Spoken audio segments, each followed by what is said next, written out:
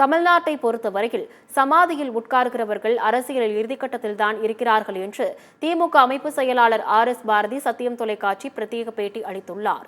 தேர்தல் விதிகளை மீறும் பிரதமர் மோடி மீது தேர்தல் ஆணையம் நடவடிக்கை எடுக்காமல் இருந்து வருவதாகவும் அவர் குற்றம் சாட்டை தெரிவித்துள்ளார்.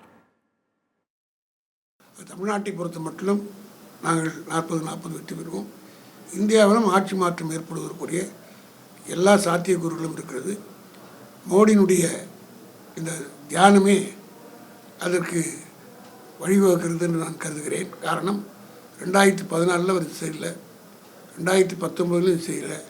அதுவும் அவருடைய தொகுதியில் தேர்தல் நடக்கிற அன்றைக்கு பிரச்சாரமெல்லாம் ஓய்ந்த பிறகு இங்கே வந்து தியானம் செய்கிறார் என்று சொன்னால் அவர் ஏதோ பெரிய தோல்வியை சந்திக்க போகிறார்.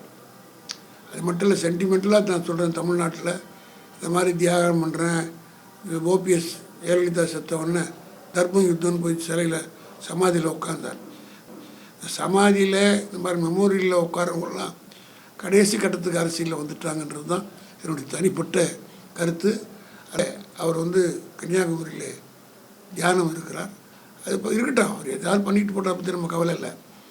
ஆனால் அதை தேர்தல் பிரச்சாரத்துக்கு அவருடைய தொகுதியில் வரம்புகளை மீறி, தேர்தல் விதிகளை மீறி பிரச்சாரத்துக்கு ஓய்ந்த பிறகு அவர் நடத்துவது என்பது எப்படி தேர்தல் கமிஷன் அதை அனுமதிக்கிறது?